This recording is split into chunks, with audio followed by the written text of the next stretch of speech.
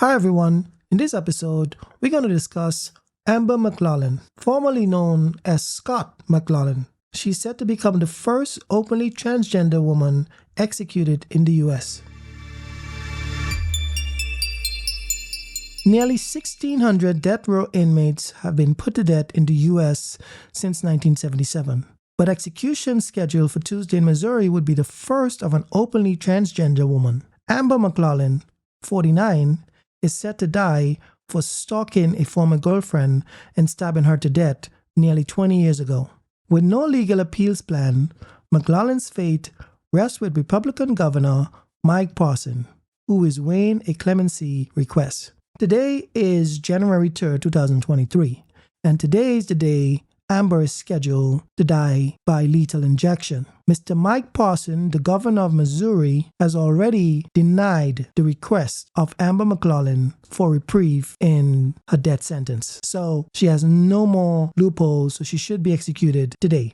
So let me give you a rundown of what happened between Scott McLaughlin and his victim, Beverly. In 2003, long before transitioning, Scott McLaughlin was in a relationship with Beverly. After they stopped dating, McLaughlin would appear at the suburban St. Louis office where Miss Beverly worked, sometimes hiding inside the building, according to court records. Beverly obtained a restraining order, and police officers occasionally escorted her to her car after work. Beverly's neighbors called police on the night of November 20th, 2003, when she failed to return home. Officers went to the office building where they found a broken knife handle near her car and a trail of blood. A day later, Scott McLaughlin led police to the location near the Mississippi River in St. Louis where the body had been dumped. So, there's no doubt in anybody's mind that Scott killed Beverly. It's a closed case. He admitted it, he took them to the body, he did it.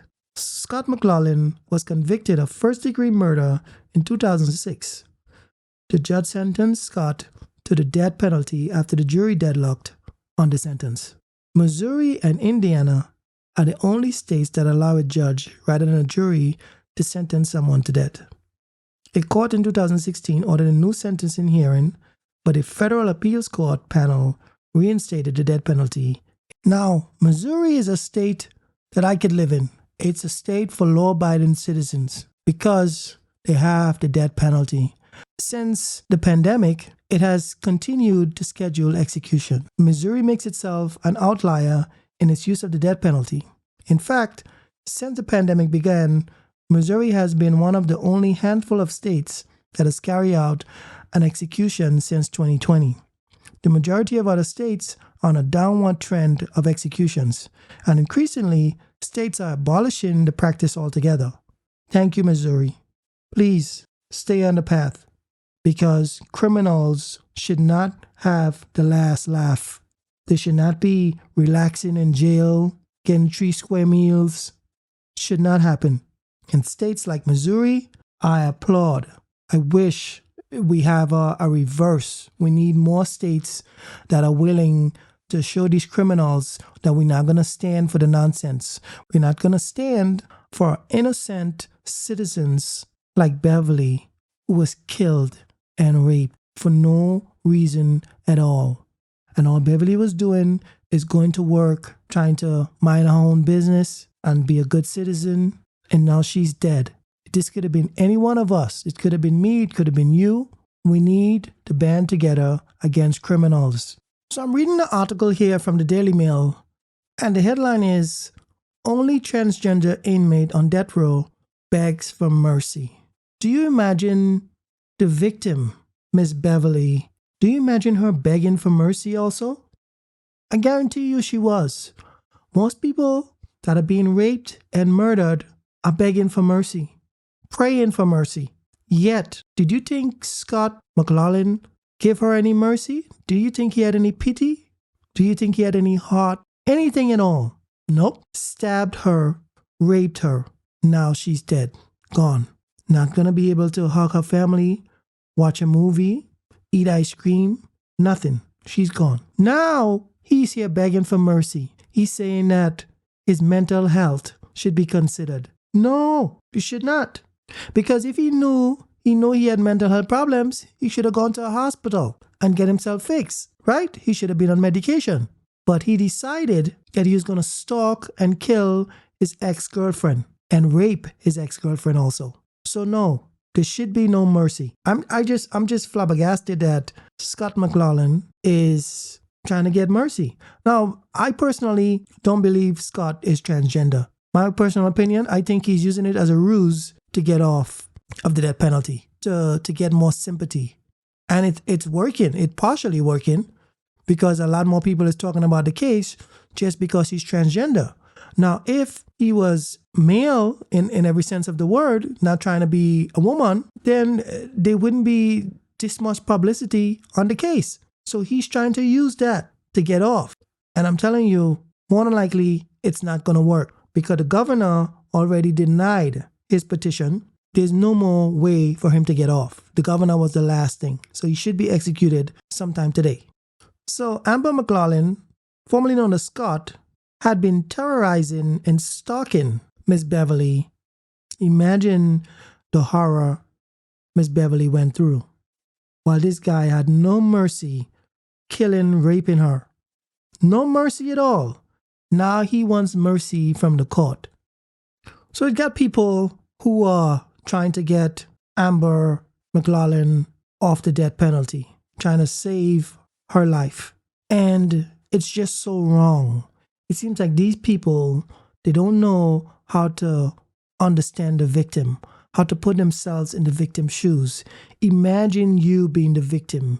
Imagine the victim being one of your family members. Imagine the victim being your mother or your daughter or your sister. There should be no mercy for people like Scott McLaughlin. They're saying that Amber McLaughlin, formerly known as Scott, has shown great courage in embracing who she is as a transgender woman in spite of potential for people reacting to hate. So I admire her display of courage. What nonsense is this? You know what courage is? Courage is protecting victims. You see what the judge did? Sentence Scott McLaughlin to death? That's courage. Okay? Now, if Scott McLaughlin was courageous, he wouldn't be stalking someone, he wouldn't rape someone, and he won't kill them. They're trying to turn Scott, this murderer, this vile person, into something good. I don't know how, but that's what they're trying to do. I don't want this story to be one-sided, so I want to mention that Amber, formerly known as Scott, and let's discuss her as Scott because in her childhood, she was a boy and she grew up as a man. She only transitioned to a woman after she was incarcerated for the murder. So Scott's childhood was marked with abuse and neglect. He was bounced from foster homes until he was placed with adoptive parents, the McLaughlins, at age 5. So unfortunately, he continued to suffer abuse at the hands of his adopted parents. His adopted father was a police officer and would use his taser and nightstick on Scott. The McLaughlins would also lock the cabinet so the kids in the house could not eat. Scott and his childhood friends referred to the house as a house of horrors. Scott's psychological problem began when he was 9 years old. He was subjected to intelligence testing because of recurring poor performance and behavior at school. The testing showed a full-scale IQ of 82, which is in a low range, and resulted in the diagnosis of attention deficit hyperactivity disorder, mild neurological brain damage, learning disabilities, and adjustment reaction of childhood with depressive features. Now, I don't know if all of this is true or some of this is exaggeration, but let's assume that all of it is true. So let's assume that he was abused as a child. Being abused as a child, is it a green light to go out and murder and rape someone? There are millions of people that were abused as a child and they didn't turn out to be murderers. They didn't turn out to be rapists. The ones that do turn out to be murderers and rapists, should we just give them a free pass? Should we give them a tap on the back? Should we reward them? What kind of nonsense is this? We all know right from wrong. Now, the problem I have with people, as soon as someone commits a crime, they go to their childhood or they go to some point in their life where one thing happened to them. That is no excuse. So it seems like if you have a low IQ, then you can just go out and commit murder and just get away with it. Or, just put them in prison for life and that's it, We should have sympathy for people with low IQs, and I just don't understand that. So the victims here now, Miss Beverly, she's dead. She's gone. And all people are talking about is Amber McLaughlin, because Amber is now transgender, formerly known as Scott McLaughlin. And that's all the media wants to talk about. Amber, Amber, Amber. The first transgender woman who's going to be executed. But I don't see what being transgender, if you're a woman or man, it doesn't really matter. The fact is, Amber committed a heinous crime. And that should be the end of the story. If she went out and decided to kill someone, then she shouldn't have no problem being killed herself. That's it. Because let's talk about the IQ, the low IQ. So Scott was stalking Miss Beverly multiple times at her job, at her home. She had to file restraining order. She had to call the cops many times. She was escorted to her car many times. And he still found a way to continue to stalk the victim, and eventually found the victim alone, stabbed the victim, raped the victim, and dumped the body. But they're saying his IQ is 82. It's so low. How could someone's IQ is so low that they basically don't know nothing? They stupid. Yet they know to hide, stalk someone, kill someone when nobody's around. They know how to rape someone. They know how to get rid of the body. Like, you can't have it both ways. Is that this guy is so stupid that he don't know left from right, or he knows what he's doing? Which one is it? You can't have it both ways. They said Amber's attorney failed to present psychiatric evidence regarding her state of mind at the time of the crime, which would have neutralized aggravating factors, the jury found. I don't understand how that would neutralize anything. So this person raped and killed the victim, Miss Beverly, and the jury should say, oh, because he was abused as a child, let's give him a tap on the back. Let's give him 5 years. Let's give him 10 years. That's just so stupid. What nonsense is that? Some people, all of a sudden, they were living a good and fine life. Everything was great. And then all of a sudden, they get charged with murder. And now we hear about the abuse as a child and all of that. Some of it, I just don't believe. Some of it is true. Some people are abused as a child. But as I said, that's no excuse for murdering someone. So the jury could not come to a conclusion of whether Scott would be executed. So in the state of Missouri, the judge has the right to sentence the defendant. And in this case, the judge decided the death penalty was appropriate. And I totally agree with the judge. We can't have people running around murdering people and then expect to spend the rest of their life in jail, getting the sex changed and 3 square meals, a nice bed, and no. I think eye for an eye, a tooth for a tooth. If you kill someone, expect to be killed yourself. Let's take a look at a video of the news story about this case.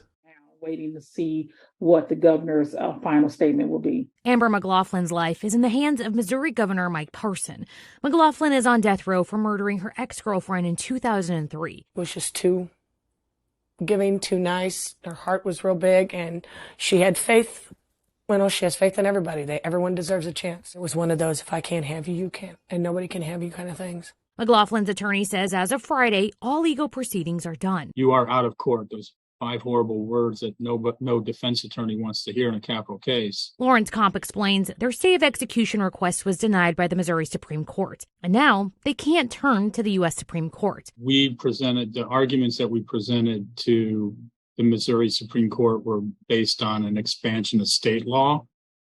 So there wasn't a federal principle underneath it. McLaughlin would be the first openly transgender woman killed by the state, unless Governor Parson grants clemency. And the governor has not made a decision yet. He has her clemency application on his desk. Attorneys have made their case to the governor, saying certain evidence wasn't presented to the jury. And while the jury convicted McLaughlin of the crime, they were deadlocked on a death sentence. That's when a St. Louis County judge set the ruling. They did not give the death penalty to Amber. And so that being done by a judge, we think is fundamentally unfair. The governor's decision is still unknown. In the meantime, Missourians for Alternatives to the Death Penalty send love to the victim's family and to McLaughlin. Our hearts go out to every victim's family. So our compassion and our empathy definitely go out to the family. We just understand that taking another life is not going to solve anything. These people and organizations who advocate for murderers are just the worst scum, because they claim to care about the victim. Their heart goes out to the victim. They don't care nothing about the victims, because all they're doing is advocating for murderers to get off of the death penalty. If it was up to them, they would have the murderers leave jail, get therapy, and all this other nonsense. People like that, murderers, should not be amongst civilized people in society, because I guarantee you they do it again and again and again. If these murderers were allowed to leave jail and they would use every avenue to escape, they're mentally ill and a whole bunch of different things, they were abused, and any possible way to get off. They accept no responsibility for their actions, and all they use is excuses. Thank goodness there's sensible people on juries, at least sometimes. Thank goodness they're usually sensible judges who can see right through the bullshit. I hope Amber McLaughlin, formerly known as Scott McLaughlin, and as you look at the picture here, look at him on the left side, he's a sorry piece of a human being. Now he's trying to be a woman to escape the death penalty.